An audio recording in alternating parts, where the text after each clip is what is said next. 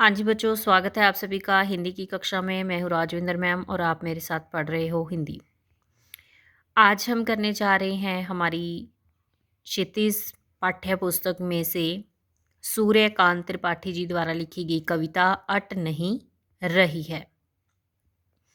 जैसे कि सूर्यकांत त्रिपाठी जी की 2 कविताएं हमारे सिलेबस में शामिल हैं।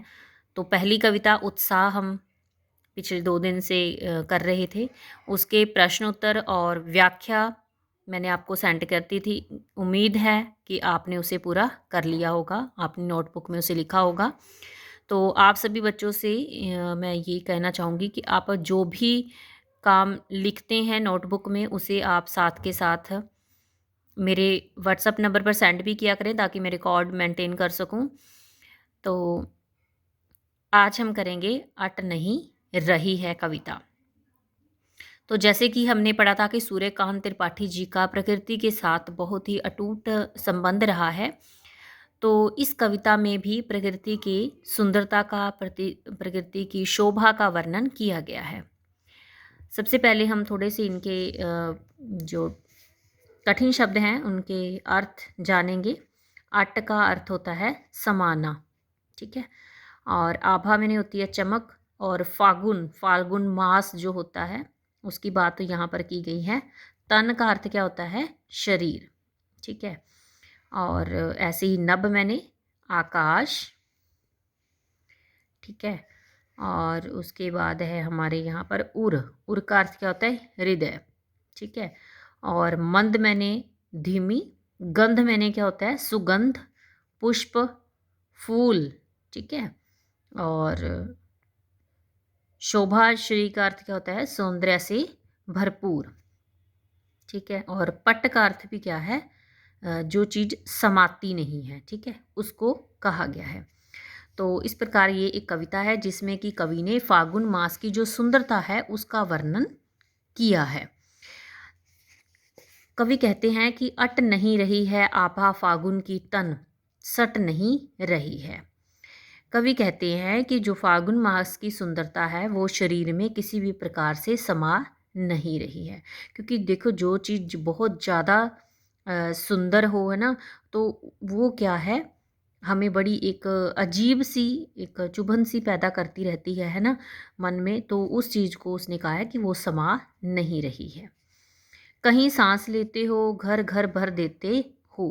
अब यहाँ पर कवि ने किसे कहा है कि प्रकृति का वर्णन वो अपने किसी प्रिय से कर रहा है। तो उसे कह रहा है कि तुम जहाँ भी कहीं प्रकृति के किसी कोने में बैठकर सांस ले रही हो, वो क्या है, उससे तुम्हारी सुगंध जो है वो दूर दूर तक आ रही है। उड़ने को नभ में तुम पर कर देते हो। कहते कि जो कल्पना है मेरी उसको तुम आकाश में ऊंचा उड़ने के लिए उसे क्या कर देते हो? पर कर देते हो का अर्थ क्या है कि तुम जैसे पंख लगे हों तभी कोई आकाश में उड़ सकता है, इसी प्रकार तुम मेरी कल्पनाओं में क्या है, एक पंख लगा देते हो और वो क्या है, फिर आसमान में उन पक्षियों की तरह उड़ने लग जाती है। आँख हटाता हूँ तो हट नहीं रही है। अब इसमें कवि क्या कह रहा है? कहते कि मैं इस प्रकृति की सुंदरता से अपनी आँख इधर उधर हटाना चाहता हूँ, अर्थात मैं अपना ध्यान कहीं और लगाना चाहता हूँ, लेकिन मेरी ये जो आँखें हैं वो इस सुंदरता की तरफ से हटती नहीं हैं। अब इसमें देखिए कवि ने किसको संबोधित करते हुए कहा गया, ये एक रहस्यमयी कविता है।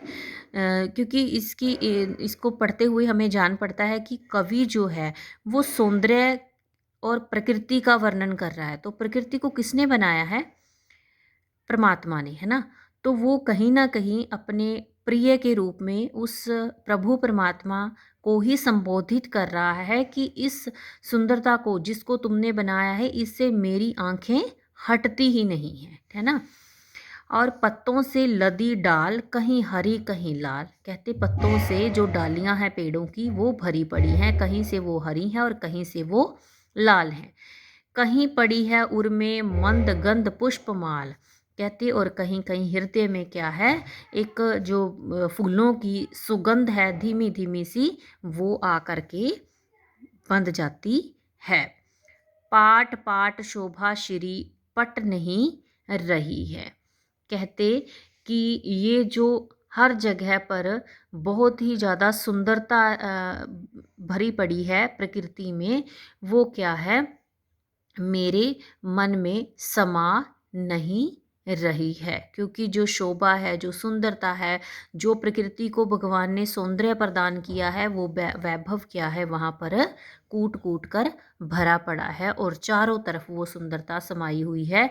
और लेकिन वो मेरे मन में कहीं भी उतर नहीं रही है, मेरा मन नहीं भर रहा है उससे, और मैं बार बार उसी को देखकर क्या है, आनंदित हो रहा हूँ।